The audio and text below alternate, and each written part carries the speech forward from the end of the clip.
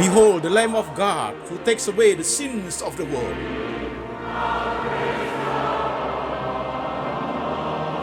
Jesus said, I am the way, the truth, and the life. No one come to the Father but by me.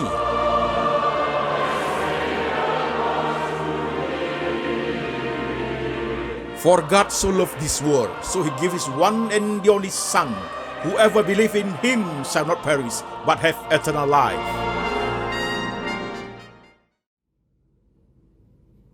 Shalom, jemaat sekalian, saya Pendeta Antoni Chang. Salam kepada seluruh jemaat setia pendengar firman. Ibadah Laksmi hari ini, temanya adalah kedewasaan rohani bagian ke-20. Kontemplasi bagian ke-46. Dan firman Tuhan hari ini kita ambil dari dua bagian.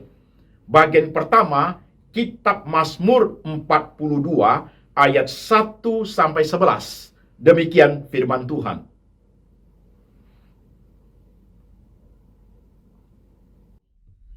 Untuk pemimpin biduan, nyanyian pengajaran Bani Korah.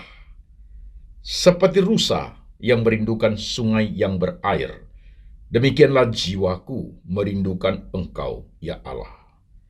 Jiwaku haus kepada Allah yang hidup. Bilakah aku boleh datang melihat Allah?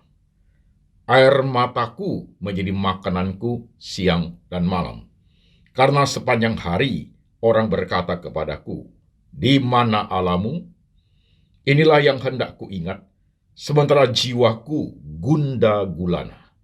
Bagaimana aku berjalan maju dalam kepadatan manusia, mendahului mereka yang melangkah ke rumah Allah, dengan suara sorak-sorai dan nyanyian syukur, dalam keramaian orang-orang yang mengadakan perayaan. Mengapa engkau tertekan, hai jiwaku, dan gelisah di dalam diriku? Berharaplah kepada Allah, sebab aku akan bersyukur lagi kepadanya, penolongku dan Allahku. Jiwaku tertekan dalam diriku, sebab itu aku teringat kepadamu, dari tanah sungai Yordan dan pegunungan Hermon, dari gunung Mizar samudra raya berpanggil-panggilan, dengan deru air terjunmu. Segala gelora dan gelombangmu bergulung melingkupi aku.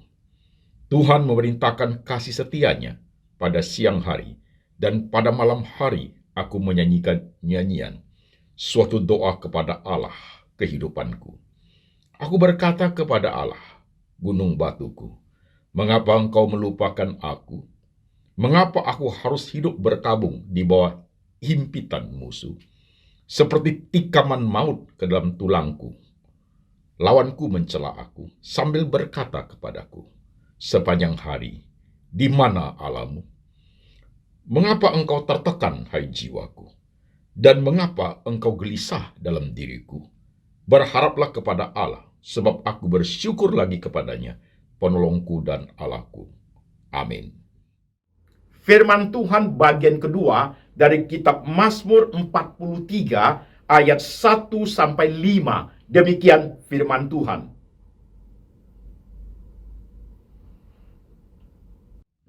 Berilah keadilan kepadaku, ya Allah, dan perjuangkanlah perkaraku terhadap kaum yang tidak saleh. Luputkanlah aku dari orang penipu dan orang curang, sebab engkaulah Allah tempat pengungsianku. Mengapa engkau membuang aku? Mengapa aku harus hidup berkabung di bawah himpitan musuh? Suruhlah terangmu dan kesetiaanmu datang, supaya aku dituntun dan dibawa ke gunungmu yang kudus, dan ke tempat kediamanmu. Maka aku dapat pergi ke mezbah Allah, menghadap Allah yang adalah sukacitaku dan kegembiraanku, dan bersyukur kepadamu dengan kecapi, ya Allahku, ya Allahku. Mengapa engkau tertekan, hai jiwaku? Dan mengapa engkau gelisah di dalam diriku? Berharaplah kepada Allah, sebab aku bersyukur lagi kepadanya, penolongku dan Allahku. Amin. Saudara-saudara sekalian, firman sudah kita baca, firman sudah kita dengar. Sekarang saya mengajak setiap jemaat yang sedang ikut ibadah hari ini. Mari kita tunduk kepala, kita berdoa.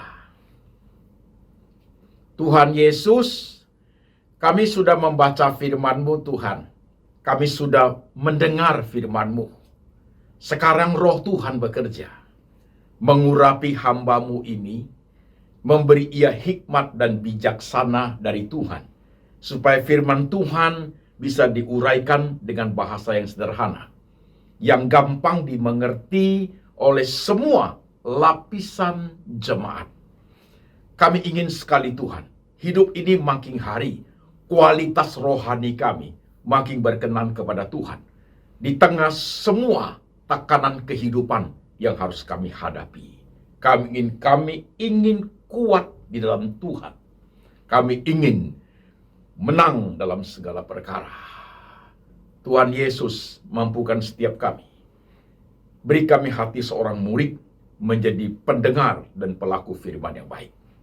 Kami siap hati, siap pikiran, siap iman untuk diberkati oleh kebenaran. Tuhan Yesus berbicara, kami mendengar. Dalam nama Tuhan Yesus, kami berdoa. Amin.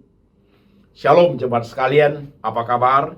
Saya berharap saudara-saudara baik-baik saja dalam segala situasi kondisi yang kita hadapi. Baik dalam hal suka maupun duka.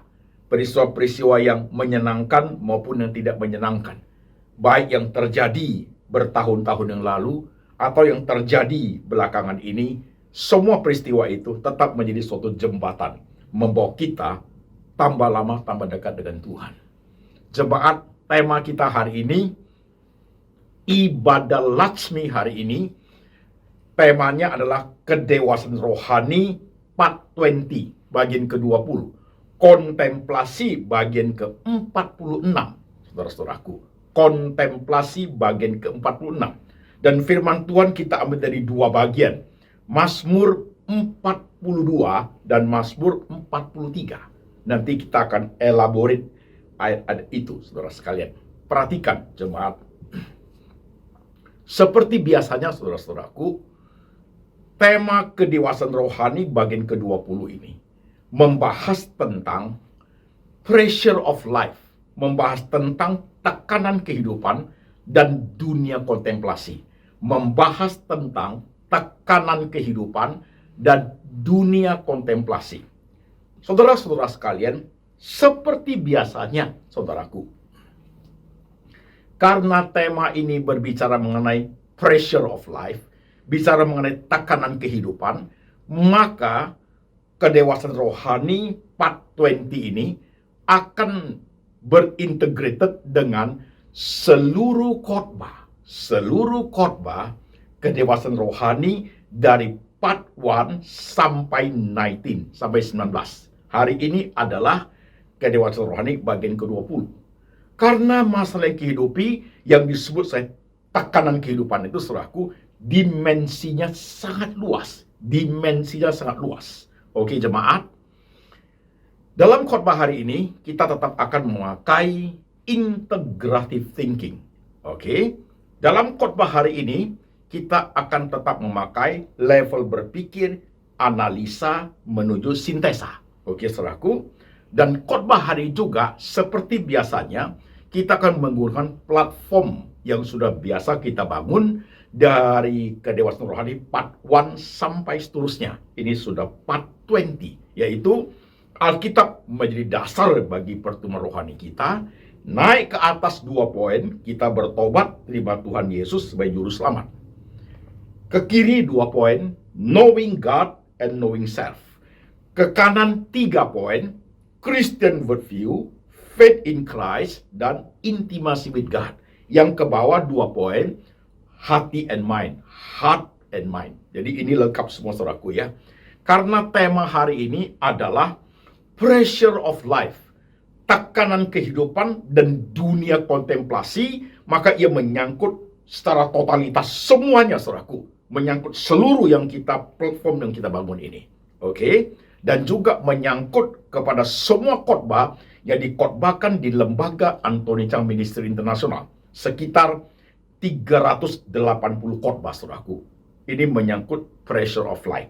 Baik, saudara sekalian, sekarang perhatikan.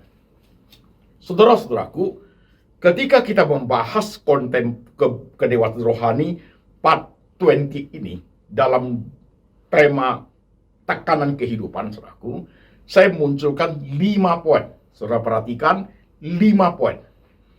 Poin pertama, saudara sekalian, tekanan kehidupan itu dia bergerak ke dua arah, yaitu ada faktor eksternalnya dan ada faktor internalnya, jemaat sekalian.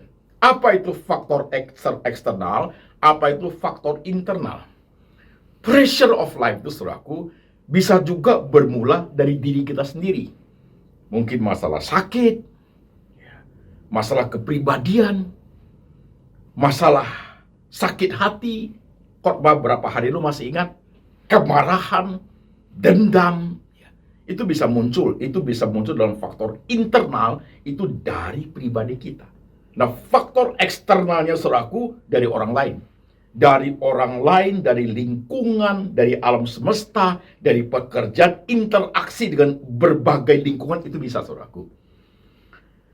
Belakangan ini, kira-kira 4 bulan terakhir ini, saudaraku, saya melayani beberapa couples, beberapa pasangan jemaat yang terancam perceraian karena terjadinya perselingkuhan, saudaraku. Terjadinya perselingkuhan.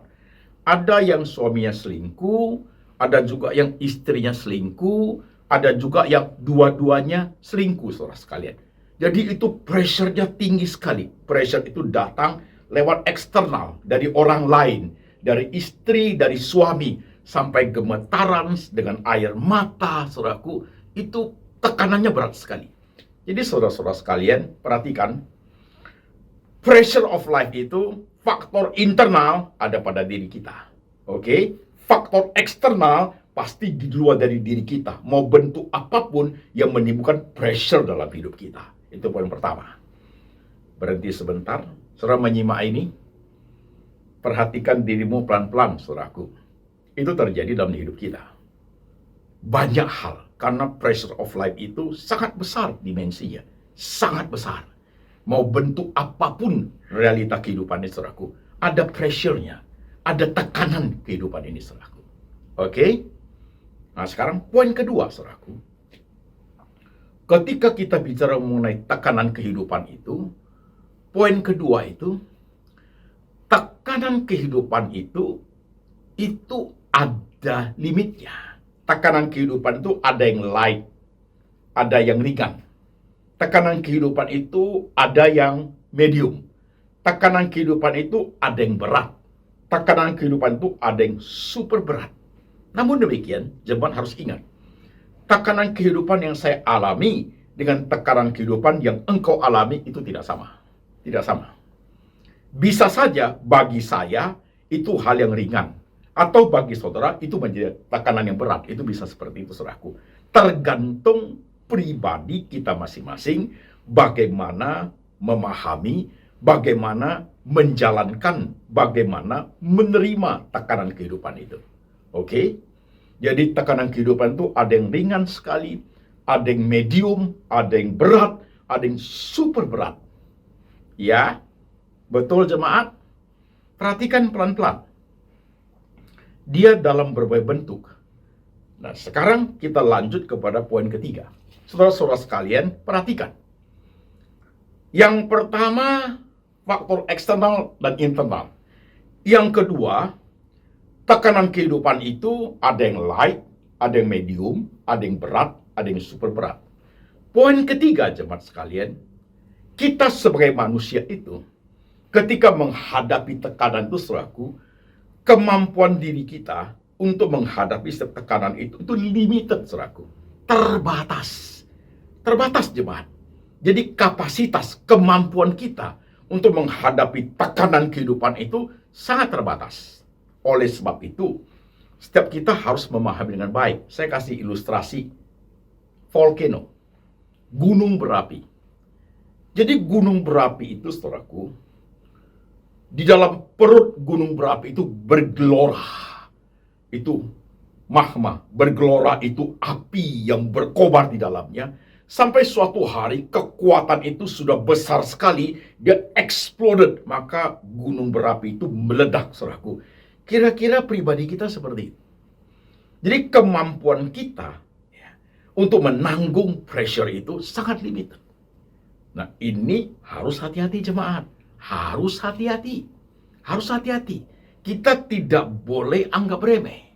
Kita tidak boleh tidak mau manage tentang pressure of life itu. Kita jangan anggap enteng tentang tekanan kehidupan itu. Udahlah Pak Pendeta, saya tidak mau ingat lagi. Itu hal biasa kok, gak ada masalah kok. 1 tekanan, 2 tekanan, 3 tekanan. Ini ada limitnya, saudaraku. 20 tekanan, baik yang ringan, yang berat, super berat, kita ignore. Kita berpikir as if sudah tidak ada. Tapi ada di sini. Nah, ketika dia sudah overload, kapasitas sudah tidak kuat, saudaraku, dia exploded. Nah, itu bahaya. Nah, kalau dia exploded, saudaraku, orang itu sulit hidup. Maka masuk kepada poin keempat. Poin pertama, tekanan kehidupan itu eksternal, internal. Poin kedua, tekanan kehidupan itu ada yang light, ada yang berat, ada yang super berat. Tekanan kehidupan itu, kemampuan kita menanggung tekanan itu limited manusia itu. Nah, poin keempat, saudara sekalian, pressure of life itu, tekanan kehidupan itu pasti sangat berkaitan dengan yang disebut sebagai stress and depression. Sudah pasti. Kalau orang mengalami pressure, tekanan itu, saudara sekalian, itu menimbulkan worriness, kekhawatiran. Itu menimbulkan anxiety, kecemasan, saudaraku. Jadi, yang namanya tekanan kehidupan itu tidak akan lepas daripada stress and depression. Nah, ini menjadi penting. Jemaat, nyimak khotbah hari ini dengan baik. Nyimak khotbah hari ini dengan baik, saudaraku. Karena poin keempat ini bukan sembarang poin. Tekanan kehidupan itu akan menyebabkan orang mengalami stres. Kalau tekanan kehidupan itu light, ringan, saudaraku, otomatis stresnya pun biasa-biasa aja. Dan itu bisa ditangani baik. Kalau ditangani dengan baik, tekanan kehidupan itu hilang, saudaraku, karena light, ringan sekali. Tapi ketika tekanan kehidupan itu mulai medium size, ya, stresnya pun mulai berat. Nah, ini kalau tidak ditangani, volcano tadi itu, gunung berapi tadi itu bisa meledak, saudaraku. Bisa exploded. Apalagi sudah sampai ke bagian tahap yang luar biasa bahayanya. Saudara-saudara sekalian, khotbah saya hari ini, saudaraku, bukan teoritis saja. Bukan, saudaraku. Banyak hal yang harus kita pahami, saudaraku. Bukan sekedar teori, tapi suatu praktek kehidupan. Karena saya alami, saudaraku. Saya bukanlah pendeta yang setelah jadi pendeta mengalami stres dan depresi. Bukan, saudaraku. Kalau seperti itu, beda lagi perspektifnya. Saya adalah seorang yang bukan Kristen, mengalami depresi, stres, depression, saudara sekalian, baru menjadi orang percaya. Itu beda perspektif. Oke? Sehingga saya bisa mengkhotbahkan, saya bisa menjelaskan proses terjadinya tekanan kehidupan yang bisa menyebabkan stres dan depression itu seperti apa. Karena aku mengalami bagai hidup seperti itu. Maka saudara perlu menyimak dengan baik. Oke, saudaraku. Poin 1, 2, 3, 4 kita pahami dengan baik. Jadi hati-hatilah waktu saudara memahami kehidupan ini. Kalau saudara sudah merasa tekanan itu berat, otomatis stres itu pasti berat, saudaraku. Otomatis stresnya pasti berat. Dan di sini dibutuhkan kejelian kita, dibutuhkan kepekaan rohani, dibutuhkan keberanian kita, dibutuhkan kita alert, mawas diri, saudaraku, hati-hati, ya, memperhatikan diri kita dengan teliti masalah hal seperti ini, karena ini masalah yang paling krusial zaman ini, masalah yang paling berbahaya, masalah yang dari zaman ke zaman terus ada, saudara sekalian. Oke, Kalau sudah demikian, saudaraku, kita masuk ke poin kelima.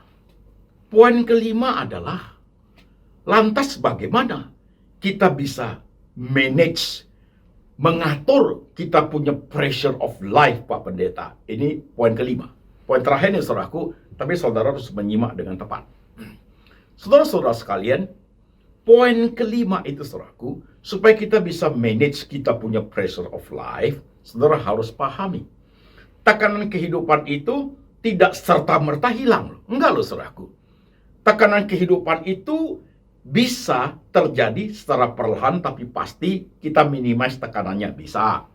Juga kalau kasusnya selesai, tekanan itu hilang, bisa. Kita bisa merdeka, bebas dari tekanan, bisa. Tapi the new one will come. Karena hidup ini seperti ini, saudaraku. Yang ayat yang kita baca tadi itu jelas sekali. Mengapa engkau gelisah, hai jiwaku? Mengapa engkau tertekan dalam diriku? Berharaplah kepada Tuhan. Mengapa engkau gundah gulana hatiku? Itu tekanan, saudaraku. Itu pressure of life. Pressure of life menyebabkan tertekan jiwanya. Manusia itu begitu. Pelan-pelan memperhatikan. Jadi saudara sekalian, poin kelima ini, Pak Pendeta, bagaimana kita bisa manage kita punya pressure of life ya? Nah, saudara perlu memahami. Inilah disebut sebagai suatu dunia kontemplasi, saudaraku.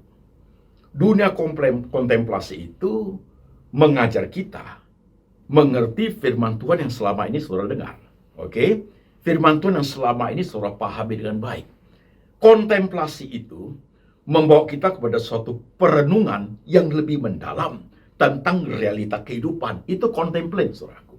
Itu kontemplasi. Kontemplasi itu tergantung kepada waktu dan tempat, anytime, any place. Kontemplasi itu tidak harus di satu tempat saja, nggak harus, saudaraku. Kontemplasi itu bisa 2 jam, bisa 1 jam, bisa 5 menit, bisa 10 menit. Anytime, anywhere, itu kontemplasi. Saya sudah ajarkan itu kepada jemaat. Jemaat yang mengikuti khotbah hari ini sampai ke dewasa rohani, part 20 sudah masuk ke kontemplasi part 46, saudaraku. Oke. Bagaimana poin kelima ini, Pak Pendeta? Saudara perlu menyimak. Ketika kita kontemplasi itu, dengan pressure kehidupan yang kita alami, saudara, dengan firman Tuhan yang kita pelajari, perikop tadi itu, berharaplah kepada Tuhan, penolongku, Allahku. Aku seperti rusa yang haus akan sungai yang berair. Itu begitu, saudaraku. Jadi dalam dunia kontemplasi ini, kita bersandar kepada Tuhan yang hidup. Kelihatan khotbah ini sederhana ya. Saudara nyimak dengan tepat. Saudara-saudara sekalian,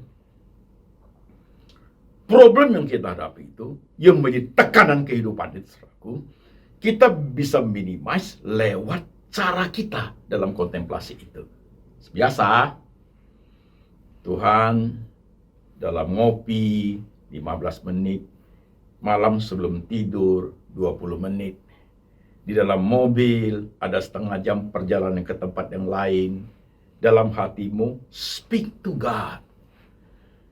Saya nggak tahu loh Tuhan, bagaimana harus menghadapi hal yang seperti ini. Aku sudah melakukan yang terbaik loh Tuhan. Dalam kontemplasimu mungkin juga terjadi penyesalan. Seperti suami istri mau cerai itu, saudaraku. Dalam hati nurani mereka yang paling dalam, mereka sadar itu kesalahan. Suami istri yang selingkuh itu, dalam hati nurani mereka paling dalam, mereka tahu itu tidak benar. Waktu mereka kontemplasi sendirian itu, rasa sekali itu. Tuhan, I did something wrong. Tuhan, I commit sin. Tuhan, aku buat sesuatu yang tidak benar. Tuhan, aku sudah berbuat dosa. Tuhan, aku sudah mengkhianati suami saya. Tuhan, aku sudah mengkhianati istri saya. Tuhan, aku sudah tidak setia. Itu kontemplasi. Jadi ada suatu transparansi kepada Tuhan. Suatu keberanian untuk mengakuinya, saudaraku. Itu akan minimize tekanan kehidupan itu loh. Dan biasanya dengan kontemplasi seperti itu, timbul keberanian untuk mengubah sesuatu. Timbul keberanian untuk memahami realita kehidupan, saudara sekalian. Oke jemaat, pelan-pelan. Jemaat perhatikan, di YouTube channel saya ada sekitar lebih kurang 380 sampai 400 khotbah, saudara sekalian. Nah, banyak jemaat mengikuti YouTube channel ini. Mereka diberkati, mereka belajar firman Tuhan dari saya, mereka dengar khotbah saya yang serial, saudaraku. Mereka dengar satu persatu, itu adalah pergumulan perjalanan kerohanian saya dalam mengerti cara kerja Tuhan dan memahami kebenaran lewat dunia kontemplasi. Ada satu ibu, seorang pengusaha dari Batam. Dia telepon saya. Dia ngomong begini, dia ikuti beberapa bagian hidup saya, saudaraku, dari depression, operasi bypass jantung, sampai mata mengalami kebutaan, saudaraku. Jemaat itu berkata, Pak, saya kalau kayak Bapak, bisa gila loh Pak. Gak kuat loh Pak. Pasti, jemaat sekalian. Itu berat sekali. Dan untungnya, saya sudah pernah gila. Jadi tidak gila lagi, saudaraku. Itu berat sekali. Dengan kondisi operasi jantung, harus tunggu sembuh, tiba-tiba terjadi pendarahan mata, mata kanan menjadi buta, mata kiri tinggal 16% penglihatan, meraba-raba, tidak bisa kemana-mana, mau interaksi, mau doing something pun tidak bisa. Jadi pressure itu sangat berat, saudaraku, sangat berat. Mau ketemu bicara dengan orang lain, tidak bisa. Mau jalan 2 meter aja, matanya nggak bisa melihat. Itu pressure-nya kuat sekali tekanan itu, saudaraku. Bahkan seorang teman, seorang pendeta juga, sekitar 2-3 tahun lebih tua daripada saya. Dia ikuti semua perjalanan kerohanian saya lewat khotbah yang di YouTube, saudaraku. Teman baik, sama-sama sering WhatsApp. Dan suatu hari mungkin dia dengar bagian yang lebih penting, saudaraku. Dia telepon. Ya, say hello. Kemudian dia ngomong, saya coba pelajari yang you khotbahkan itu. Itu nggak gampang loh. Dia ngomong seperti itu. Nggak gampang loh itu loh. Saya merasakan suara dia terharu, saudaraku. Mungkin air matanya pun ada. Dia tahu betapa sulitnya melewati medan hidup seperti itu. Nggak gampang loh itu loh. Dia ngomong seperti itu. Saya bilang memang iya. Tapi karena Tuhan, pertolonganku adalah kepada Tuhan yang menciptakan langit dan bumi. Mazmur 42-43 tadi itu, saudaraku. Berharaplah kepada Tuhan. Allahku, gunung batuku, perlindunganku. Tadi itu. Sekalipun hati ini gundah gulana, sekalipun jiwa ini tertekan, sekalipun hati ini gelisah, saudaraku, berharaplah kepada Tuhan. Itu kontemplasi. Itu kontemplasi, jemaat sekalian. Memang tidak mudah. Itu kontemplasi. Betapa stresnya, betapa beratnya beban itu, betapa besar pressure itu, saudaraku. Saya pass through. Saya pass through. Dengan demikian jemaat harus pahami. Ketika kita menjalankan dunia kontemplasi itu, kita bisa memahami tekanan kehidupan itu dengan mempelajari setiap masalah yang kita hadapi. Disitulah hikmat dan bijaksana Tuhan turun kepada kita. Masih ingat khotbah saya? Perhatikan setiap khotbah judul yang ada. Waktu kita menghadapi seperti itu, saudara sekalian, do your best. Lakukan bagianmu yang paling baik. Itu sudah cukup. Lakukan bagianmu yang paling baik. Dan let God do the rest. Dan biarkan Tuhan melakukan bagian sisanya. Bagiannya Tuhan. Bahasa jemaatnya sederhana. Begini bahasa jemaatnya. Aku sudah usaha kok, Pak. Itu dia jemaat sekalian. Itu dia. Aku sudah berusaha kok, Pak. Itu bagus.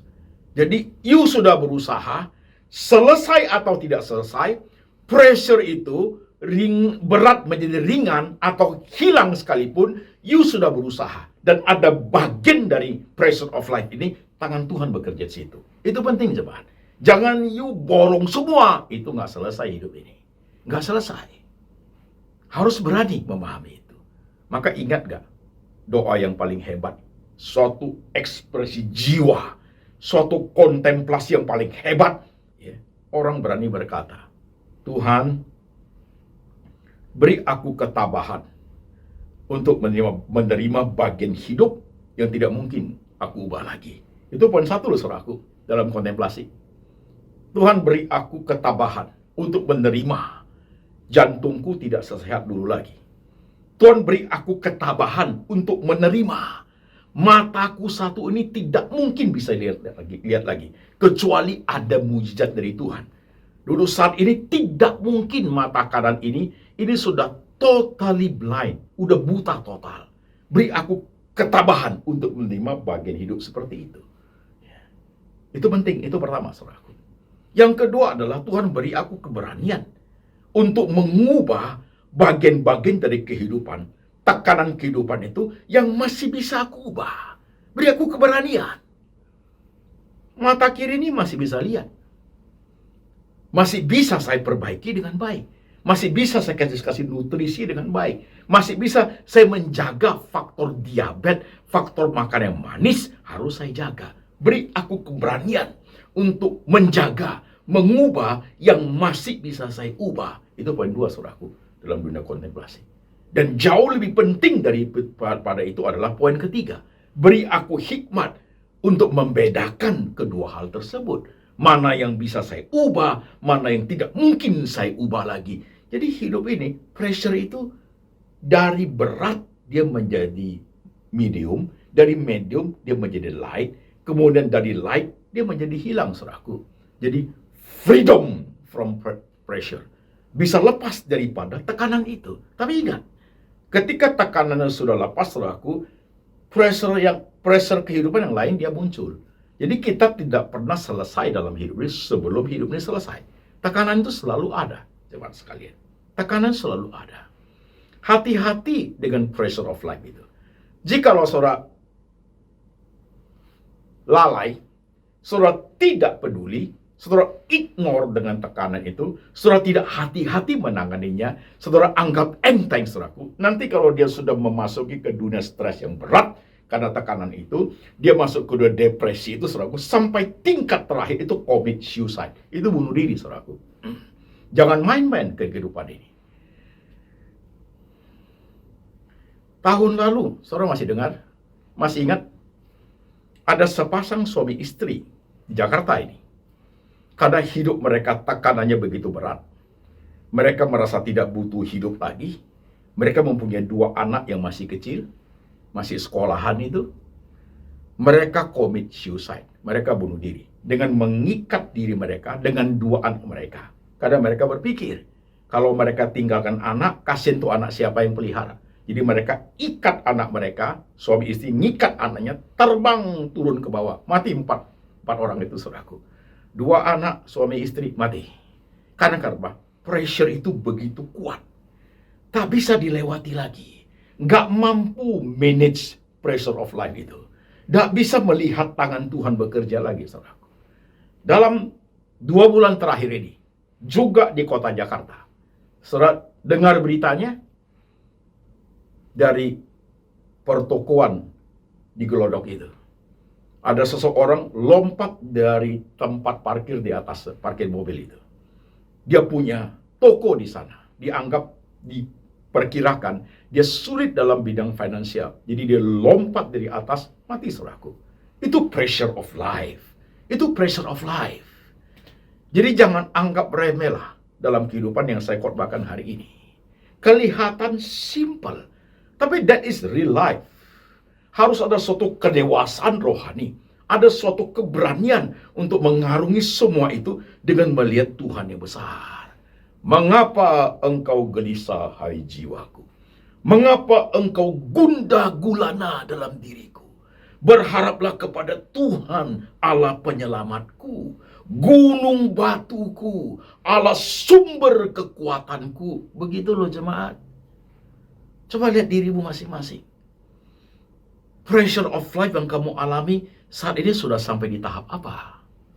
Itu suami istri yang sedang mau cerai itu, yang selingkuh itu pasti tertekan sekali. Sudah pasti. Ada jemaat yang kehilangan pekerjaan 2 tahun. Pasti tertekan sekali. Itu pressure. Saudara mengalami kegagalan hidup itu, saudaraku, pressure-nya kuat sekali. Tapi justru ketika kita belajar firman, saudara sekalian, kita mengerti kebenaran itu, mengajar kita itu stronger and stronger. Aku sudah berusaha, Pak Pendeta. Oke, ada bagian yang biarkan Tuhan bekerja.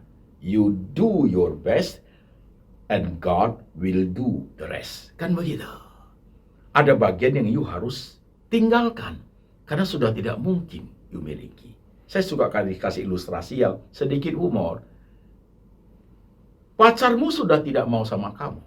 Dia sudah pacaran ke orang lain. Gak apa-apa Kak, aku masih cinta Pak Pendeta. Aku doa tiada mustahil bagi Tuhan. Nah mulai gila dia sebentar lagi. Tambah doa pacarmu married. Dia sudah jadi istri orang. Gak apa-apa Pak, aku terus doa. Mujizat pasti terjadi. Sebentar lagi bunuh diri. Dia sudah married loh. Gak apa-apa Pak, aku tunggu jandanya saja. Dia janda umur 80 men. You mau? Umur 80 sudah nggak ada gigi. Udah ngompol dia. You mau?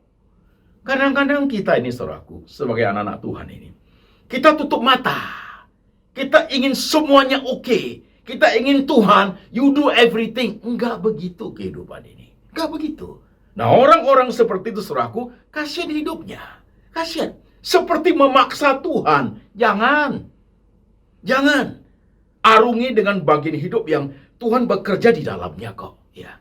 Seperti yang saya hidupi sekarang ini. Banyak yang kurang. Iya. Dan suatu hari hidup kita tambah lama tambah berkurang. Yang namanya kesehatan akan berkurang. Yang namanya realita kehidupan, keluarga. Mereka kan married. Keluarga kita kan pergi masing-masing. Tambah lama tambah menyempit kok hidup ini. Demikian kehidupan. Tapi rohani harus tambah kuat. Kontemplasi itu harus stronger and stronger. Memahami dalamnya hikmat kehidupan itu. Memahami cara Tuhan bekerja di dalam segala perkara. Memahami mastery of life.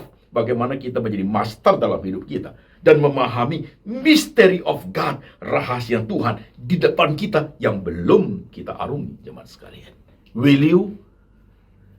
Saya kadang-kadang khawatir. Karena jemaat berinteraksi dengan saya. Pak, rasanya saya sudah tidak mau hidup. Kenapa? Aku kehilangan segala-galanya. Toh masih ada napas kan? Pak, rasanya aku tak bisa terima suamiku seperti ini. Sudahlah Pak. Oh jangan. Saya tidak bisa terima istriku perlakuan saya seperti itu Pak. Selingkuh dia Pak. Saya harus buat apa Pak Antoni? Dengarkan khotbah ini. Perhatikan dengan baik. Itu semua pressure kehidupan yang you mesti minimize. Minimize. Dari yang paling berat menjadi berat. Dari yang berat menjadi medium. Dari yang medium menjadi light, menjadi ringan. Akhirnya you freedom from pressure untuk satu masalah. Masalah yang lain, masalah-masalah yang lain harus handle pelan-pelan. Itu kehidupan. Itu adalah suatu seni merangkai kehidupan, saudaraku. Siapa yang tidak ada tekanan hidupnya? Mana ada? Mana ada? Tapi keberanian untuk mengarungi kehidupan itu penting loh. Perikop tadi itu. Jiwaku tertekan. Gundah gulana hatiku. Air mataku menjadi makananku pagi, siang, dan malam. Dalam perjalananku lewat bersama dengan himpitan manusia. Tapi aku berharap kepada Tuhanku. Begitu ya kan. You tidak hidup sendiri jemaat sekalian. Nah, ada bagian hidupmu Tuhan sedang memperhatikan. Ada bagian hidupmu itu menjadi bagian Tuhan untuk bekerja. Ada. Tapi berapa orang ingin menyimak seperti ini dalam realita kehidupannya, menjalankan dunia kontemplasinya dengan baik. Berapa banyak? Ada orang kalah dengan tekanan hidup ini. Sudahlah, aku tidak mau hidup lagi Pak. Sudahlah, aku tak kuat lagi Pak. Sudahlah. Atau tiba-tiba dia ketawa. Tiba-tiba dia menjadi orang depression, saudaraku. Ujungnya commit suicide. Saya sudah sampai di hidup seperti itu loh, saudaraku. Tapi Tuhan tidak menginginkan saya mati. Turun ke bawahnya dari depresi yang commit suicide, turun. Ke bawah lagi ya depresi yang biasa, senyum sendiri, ketawa sendiri. Turun lagi dalam depresi yang tahap awal. Bingung, bengong, turun lagi dalam tahap stres berat. Gak bisa buat apa-apa. Matanya hun-hun. Begitu. Mau seperti itu? Mau? Pelan-pelan nyimak khotbah hari ini. Belajar untuk minimize. Ingat loh, di sini nih kemampuan menanggung pressure itu limited. Jangan you sembarangan. Jangan anggap remeh tekanan itu. Harus cepat sigap ya, mengatasi itu satu persatu dengan caranya Tuhan. Dengan kontemplasi, dengan perenungan yang dalam, memahami Tuhan bekerja di balik semua kehidupan itu, dan you minimize pressure itu. Jadi hidup ini bisa lebih tenang, bisa lebih mengerti. Saudara mau? Jangan sampai udah menumpuk, sudah nggak kuat, dia exploded, you commit suicide, bunuh diri lo itu loh. Berapa banyak sekarang remaja pemuda di Jepang itu seperti itu tindakannya. Berapa banyak sekarang di dunia yang kita hidup itu rumah sakit jiwa tambah banyak, saudaraku. Karena orang tidak kuat terhadap tekanan hidup dan nggak tahu bagaimana cara menyelesaikan tekanan kehidupan itu. Maunya shortcut semua, maunya tiba-tiba semua selesai. Inginnya seperti itu. Dan ujungnya memaksa Tuhan kerja seperti yang kita mau. Tambah susah hidup ini. Oke jemaat. Saya nggak tahu hari ini, you dengar khotbah seperti ini, pressure kehidupanmu apa? Coba pikir, yang paling berat hari ini yang kau alami apa? Rumah tangga kah itu? Masalah perselingkuhan kah itu? Masalah you punya financial kah itu? Masalah you punya kesehatanmu kah itu? Masalah cita-citamu kah itu? Masalah you punya bisnis kah itu? Apa pressure yang paling kuat, yang menekan you hidup hari ini? Coba bilang sama Tuhan. Coba dengar khotbah ini 2 kali, 3 kali. You minimize. Pelan-pelan mengurai semua dimensi kehidupan itu dengan baik. Lihat faktor eksternalnya, lihat faktor internalnya, lihat kebesaran Tuhannya. Baca itu firman Tuhan, saudaraku, dalam dunia kontemplasi you. Jemaat mau? Aku khotbah hari ini through the deepest from my heart. Dari hatiku yang paling dalam. Karena aku pass through bagian-bagian seperti itu. Saya lewatin satu persatu, tidak gampang. Air mata, ketakutan, ya, kegelisahan, anxiety, worriness, iya. Tapi aku punya hati untuk kontemplasi dengan Tuhan. Kalau sudah begini, saya harus bagaimana Tuhan Yesus? Kalau sudah begini, saya harus bagaimana Tuhan? Ajarku untuk menerima bagian yang harus aku terima Tuhan. Ajarku menjalaninya bersama dengan Engkau Tuhan. Pelan tapi pasti. Pelan tapi stabil. Pelan tapi bersandar kepada Tuhan. Memakai otak, memakai hati. Mau jemaat? Will you? Yang dengar khotbah hari ini. You duduk diam. You punya tekanan hidup. Air matamu turun loh. Hatimu miris loh. Seperti ayat tadi itu. Gundah gulana loh hatimu. Gelisah loh jiwamu, saudaraku. Khotbah ini seperti mengorek-ngorek bagiannya. You tutupi. Yang you rasa you tidak mau tahu. Tapi harus tahu. Yang you tidak peduli, harus peduli. Kalau enggak sakit nanti. Sakit jiwa. Yes. Jemaat perhatikan khotbah hari ini. Saudara yang muda, sebaya, pemuda-pemudi, SMA, SMP, kuliah, yang sedang kerja, semua bagian pressure hidup itu ada. Yang sudah tua sekalipun bergumul dengan penyakit, anak, istri, suami, mertua, masakan, pressure itu ada, saudaraku. Pressure itu ada, tekanan itu ada. Tapi bagaimana kita mengatasinya itu menjadi penting. Oke? Bawa pulang firman ini jemaat sekalian. Mengapa engkau gelisah, hai jiwaku? Mengapa engkau gundah gulana di dalam diriku? Berharaplah kepada Tuhan. Aku ingin seperti rusa yang haus akan sungai yang berair.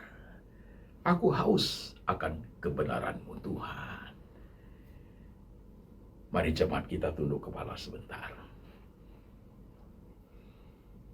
Tunduk kepalamu, teduh sebentar. Pressure of life, tekanan kehidupan yang kamu alami hari ini, seperti apa? Menoreh hati, miris, mengurai air mata, meruntuhkan semua semangat, membuat pikiranmu kalang kabut, membuat hatimu gelisah bukan main, membuat kaki tanganmu gemetaran tidak stabil, membuat kehilangan sinar matamu. Dengar khotbah hari ini. Kehilangan gairah hidup. Dengar khotbah ini dengan baik. Kau yang sedang tertunduk jemaat, di kota manapun, di negara manapun, waktu itu dengar firman hari ini. Ikuti kebenaran berbicara ke dalam hatimu. Turuti roh Tuhan sedang memimpin engkau. Dunia ini kejam, tidak bersahabat. Tekanan tidak pernah habis-habisnya dalam hidup kita. Dibutuhkan suatu keberanian, suatu kerohanian yang kuat, suatu kedekatan dengan Tuhan yang makin hari makin kuat untuk mengatasi semua problem kehidupan, untuk mengatasi semua problem pressure of life. You lihat dirimu sendiri, dan seorang yang paling tahu tekanan yang sedang terjadi itu apa yang kau alami sampai hari ini. Dan berdoalah kepada Tuhan, mintalah hikmat daripadanya, dan beranilah, tabahlah untuk menerima bagian yang sudah tidak mungkin engkau ubah, dan beranilah untuk mengubah hal yang masih bisa kamu ubah, dan mintalah hikmat untuk membedakan di antara keduanya. Tuhan, inilah anak-anak-Mu yang tertunduk hari ini di hadapan Engkau dengan semua problema kehidupan, dengan semua problema tekanan kehidupan. Tuhan, Engkau teliti satu persatu. Kau uraikan dalam hidup mereka, Tuhan. Kau ajar mereka, ya Tuhan, lewat kebenaran-Mu, Tuhan, lewat firman-Mu, Tuhan, lewat dunia kontemplasi yang mereka tekuni, ya Tuhan, lewat keberanian untuk bertobat, berubah dalam banyak hal demi masa depan yang lebih baik. Hamba berdoa, Tuhan, letakkan tangan-Mu di kepala mereka, letakkan tangan-Mu di hati mereka, Tuhan. Meteraikan firman ini supaya mereka tegak lurus, berani menatap hidup ini dengan kepastian dari Tuhan, bahwa Tuhan tidak pernah pergi dari mereka. Teguhkan perbuatan tangan mereka, Tuhan. Lindungi mereka, Tuhan. Buka jalan untuk setiap mereka, Tuhan.